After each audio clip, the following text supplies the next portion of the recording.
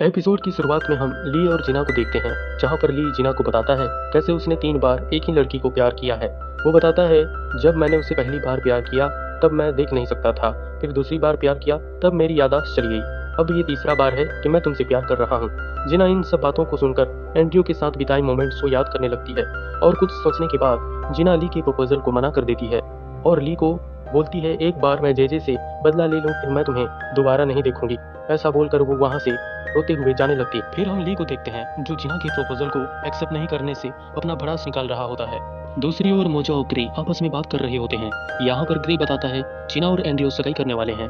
फिर हम देखते हैं ली ग्रेडिएटर के एग्रीमेंट्स के बारे में मोजो को पूछ रहा होता है। ली यहाँ पर मोजो से एंड्रयू को अपने होटल मिलने के लिए बुला रहा होता है, लेकिन यहाँ पर एंड्रयू उन्हें मना कर देता है और उन्हें अपने ऑफिस में बुला लेता है। यहाँ एंड्रयू जिना को भी बुला लिया होता है। नेक्स्ट सीन में ली एंड्रयू के ऑफिस जा रहा होता है। यहाँ पर सिंडी भी ली के साथ जा रही होती है। सिंडी यहाँ पर एंड्रयू को धमकाने लगती है। वो बोलती है उसकी हिम्मत की दाद देनी होगी, कैसे उसने हमें ऑफिस बुला लिया। इसके बाद हम एंड्रयू और जिना को देखते हैं जो ऑफिस में होते हैं। यहाँ पर एंड्रयू जिना से पूछ रहा होता है, आखिर कल क्या हुआ था कि तुमने मेरे फोन कॉल की कोई भी आंसर नहीं दिए और आज इतनी उदास लग रही हो। जिना यहाँ पर एंड्रयू को बताती है, मैं बस थकी हुई थी इसलिए तुम्हारा फोन नहीं उठा पाई। कि इतने में ही ली वहाँ आ जाता है, जिसे एंड्रयू उसे अंदर बुला लेता है। यहाँ पर ली जिना को देखकर हैरान लग रहा होता है। ली यहाँ पर उन क्रेडिटर्स के एग्रीमेंट के कंसल्ट के बारे में बात कर रहा होता है, जिसे वो डोडो ग्रुप के बॉन्ड को कम्प्लीटली होटल डोडो में बदल सके। लेकिन यहाँ पर एंड्रयू उसे मना करते हुए बताता है, सिक कॉन्ट्रैक्ट से तुम डोडो ग्रुप को कैसे हथिया सकते हो। यहाँ पर सिंडी थोड़ा भड़क जाती है। सिंडी एंड्रयू को बताती है, तुम ली को गुनहगार कैसे बता सकते हो, जहाँ पर ली कोई भी गलती नहीं की है। ये तुम्हारा लालच ही है कि तुम इस कॉन्ट्रैक्ट में फंस गए हो। यहाँ पर ली का असिस्टेंट उसे इस स्टेटमेंट के लिए एक कॉन्ट्रैक्ट साइन करने के लिए दे रहा होता है और एंड्रयू उसे बिना पढ़े ही फाड़ देता है। यहाँ एंड्रयू ली को बताता है, तुम्हें जो भी करना है कर लो, जरूरत पड़ी तो मैं अपने पैसों का भी इस्तेमाल कर सकता हूँ। यहाँ पर ली समझ जाता है कि एंड्रयू जेजे की मदद ले रहा है। जब ये बात उसे बताता है, एंड्रयू घबरा जाता है और बात को काटने लगता है। ली उसे समझाते हुए बताता है कि तुम भले ही किसी भी स्ट्रेटेजी का यूज कर लो, लेकिन जेजे से हेल्प मत लेना। यहाँ तुम्हें जीना के बारे में भी सोचना चाहिए। यहाँ पर एग्रीमेंट फेल हो जाने के बाद वो लोग वहाँ से जाने लगते हैं। मीटिंग रूम से बाहर आने के बाद सिंडी यहाँ पर बताती है, शायद एंड्रयू के पास कोई सपोर्टर है जो उसे सपोर्ट कर रहा है, नहीं तो वो कॉन्ट्रैक्ट नहीं फाड़ता। यहाँ पर मोजो को भी शक होने लगा था कि एंड्रयू की मदद जेजे ही कर रहा होगा। ली भी उसकी बातों को एग्री करता है। दूसरी तरफ जेजे उन्हें देख लिया होता है। जेजे यहाँ एंड्रयू के ऑफिस उसे मिलने आया होता है। वो बताता है उसने इंटर के टाइम ली को देखा, वो लोग कंफ्यूज लग रहे थे। फिर एंड्रयू उसे जॉइंट अकाउंट की एग्रीमेंट कॉपी देता है। एंड्रयू बताता है, इस एग्रीमेंट में बॉन्ड एक्सपायरिंग के बाद स्टैम्प लगा दूंगा, लेकिन अगर तुम मेरी हेल्प करने में फेल हो जाते हो तो मैं तुम्हें एग्रीमेंट के सिग्नेचर नहीं कर पाऊंगा। इस पर जेजे उसे चिंता न करने को बोलता है। एंड्रयू उसे बताता है, अब से तुम ऑफिस मिलने नहीं आ सकते, मैं तुम्हें बताऊंगा कब और कहाँ मिलना है। जेजे उसकी बातों को मान लेता है। जेजे यहाँ सोच रहा होता है कैसे उसकी लाइफ जिना के कारण बर्बाद हो जाएगी। दूसरी ओर हम जेजे के असिस्टेंट को देखते हैं, जिसे मिलने के लिए जिना और जॉन जेल में आए होते हैं। यहाँ पर जिना उसके लिए कुछ गिम्बल्स लाई होती है। जेजे का असिस्टेंट उन्हें बताता है, आप मुझे फोर्सफुली बात करने के लिए नहीं मना सकते, यहाँ अपना समय बर्बाद ना करें। फिर जिना उसे बताती है ये गिम्पल्स उसके माँ ने भेजा है, जिससे सुनकर असिस्टेंट रुक जाता है। जिना जेजे के असिस्टेंट को ऑटोप्सी रिपोर्ट के बारे में पूछ रही होती है, लेकिन जेजे का असिस्टेंट उसे मना करते हुए बताता है कि उसे इन सब के बारे में कुछ भी नहीं पता।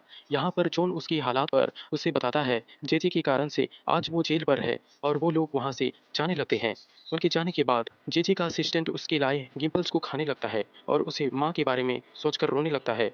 यहाँ बाहर आने के बाद जॉन जीना को बताता है, ली का असिस्टेंट उसे रिलीजन्स की तरह मान रहा है। यहाँ जॉन बताता है, जेजे ने अभी एक लॉयर ऑफिस चला रहा है। यहाँ जीना जेजे को टक्कर देने की बात कर रही होती है। नेक्स्ट सीन में हम नेल के असिस्टेंट और मोजो को देखते हैं। वो लोग आपस में बात कर रहे होते हैं। यहाँ पर नेल का असिस्टेंट बताता है कि जेजे ने अब एक लॉयर ऑफिस खोल लिया है और अब एंटियो डोडो ग्रुप चला रहा है।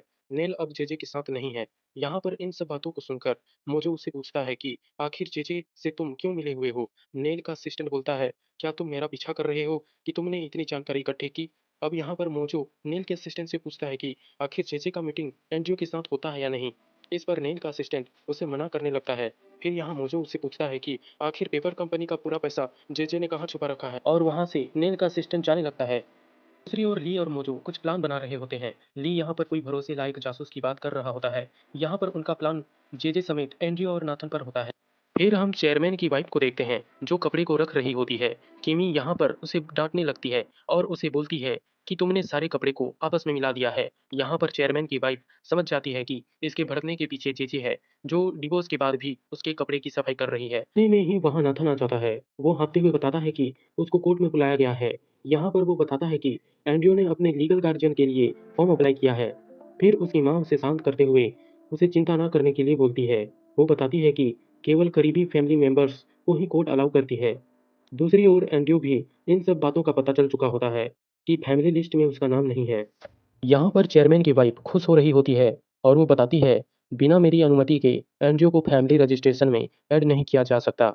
नेक्स्ट सीन में हम एंड्रयू और जॉन को देखते हैं। यहाँ पर एंड्रयू जॉन से पूछ रहा होता है कि आखिर मुझे फैमिली लिस्ट में नाम ऐड करने के लिए क्या करना पड़ेगा। यहाँ पर एंड्रयू के मन में कुछ बुरा आइडिया आ रहा होता है।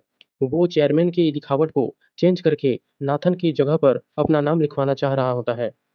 एंड्रयू को दिखाया जाता है जो इधर अपना ही एक अलग प्लान लेकर आया हुआ था। वो अपने फादर की राइटिंग को स्कैन करके उन जैसी राइटिंग लिखने के बाद वो ये डॉक्यूमेंट्स कोर्ट में लेकर जाना चाहता था कि मैं चेयरमैन का बेटा हूँ और उनके पास से जितना भी एसेट्स है वो मेरा हक है। इस वक्त वो चेयरमैन की राइटिंग को स्कैन करके उन जैसी फेक राइटिंग क्रिएट कर रहा था ताकि किसी को डाउट न हो कि ये सब कुछ कंप्यूटराइज्ड है। जिसके बाद चेयरमैन की वाइफ को दिखाया जाता है जो अपनी बेटी को एक रेस्टोरेंट में बुलाकर उससे कुछ प्राइवेट बात करना चाहती थी। वो अपनी बेटी को कहती है कि इस वक्त तुम्हारे फादर की हेल्थ बहुत खराब है और उनकी सिचुएशन तुम अच्छी तरह से जानती हो। उसकी मदर सिंडी को कहती है कि ली को लेकर तुम चेयरमैन के पास जाओ और उन्हें यहाँ पर लेकर आओ ताकि हम उनकी तरफ लुक आफ्टर कर सकें। इससे पहले कि एंड्रयू तुम्हारे फादर से उनका जितना भी एसेट्स है वो सारा अपने नाम कर ले। इंडी वहाँ पर बहुत ही ज्यादा इमोशनल हो जाती है। वो अपनी मदर को कहती है कि आखिर आपने मुझसे ये क्यों छुपाया कि उनके पास 6 महीने का वक्त है। नेथन कहता है कि हम भी इसके बारे में नहीं जानते थे, हमें एंड्रयू के जरिए ये पता चला। सिंडी की मदर सिंडी को कहती है इस वक्त हमारे लिए सिर्फ ये इम्पोर्टेंट है कि तुम उन्हें ली के साथ मिलकर और उन्हें राजी करके वहाँ पर ले आओ। मैं चाहती हूँ एंड्रयू को इसके बारे में नहीं मालूम होना चाहिए। और नेथन सिंडी के करीब होकर उसे कहता है कि तुम जब यहाँ पर उन्हें लेकर आओगी तो हम उनकी तरफ सही से लुक आफ्टर करेंगे। लेकिन सिंडी को उन पर बहुत ही ज्यादा गुस्सा आ जाता है। वो रेस्टोरेंट में ऊंचा ऊंचा शाउट करना शुरू कर देती है कि आपने मेरे फादर को कत्ल करने की कोशिश की है, मुझे तुम लोगों से बात करते हुए शर्म आ रही है। वो उनको धमकी देते हुए वहां से चली जाती है कि मैं खुद जाकर अपने फादर की केयर कर लूंगी और उनकी तरफ लुक आफ्टर कर लूंगी, मुझे आप लोगों की जरूरत नहीं है। सिंडी के वहां से गुस्से में जाने के बाद चेयरमैन की वाइफ इधर ये प्लान बना लेती है कि लगता है कि अब उसे किडनैप करवाना पड़ेगा। और इस वक्त नेथन के साथ अपने ही हस्बैंड को किडनैप करने की बात कर रही थी, लेकिन नेथन फौरन इस बात पर एग्री हो जाता है और वो अपनी मदर को कहता है कि आप ठीक कह रही हैं, हम किसी को पता भी नहीं लगने देंगे और उन्हें किडनैप करेंगे। लेकिन एकदम से नेथन की मदर उस पर बहुत ज्यादा गुस्सा करती है कि वो तुम्हारे फादर है, अगर किसी को मालूम हो गया कि तुम अपने फादर के साथ ऐसा कर रहे हो तो कितने शर्म की बात है। यानी उसकी मदर के कहने का मतलब ये था कि वो तो ऐसे ही बात कर रही थी ताकि वो अपने हस्बैंड की तरफ लुक आफ्टर कर सके, लेकिन नेथन उन्हें वाकई में किडनैप करने पर राजी हो चुका था। और वो नेथन को कहती है कि मुझे तुम्हें अपना बेटा कहते हुए भी शर्म आती है। जिसके बाद चेयरमैन को दिखाया जाता है जो इस वक्त हॉस्पिटल में बेड पर लेटा हुआ था और उसके पांव पैरालाल हो चुके थे। वो अपने पांव सही से नहीं हिला पा रहा था और इस वक्त बहुत ही ज्यादा परेशान था। वहां पर अपने असिस्टेंट को अपने पास बुलाने के बाद कहता है कि मेरी मेडिकल रिकॉर्ड्स मेरे सामने लेकर आओ, मैं किसी और डॉक्टर को चेक करवाना चाहता हूँ, मेरी हालत बहुत ज्यादा दिन ब दिन खराब होती जा रही है। जिसके बाद उसका असिस्टेंट जब इधर डॉक्टर के पास आता है और उस मेडिकल रिकॉर्ड्स के बारे में पूछता है कि चेयरमैन की जितनी भी मेडिकल रिकॉर्ड्स हैं और उनका पास्ट का जितना भी रिकॉर्ड्स है वो मुझे दो, लेकिन उसका डॉक्टर वो देने से मना कर देता है।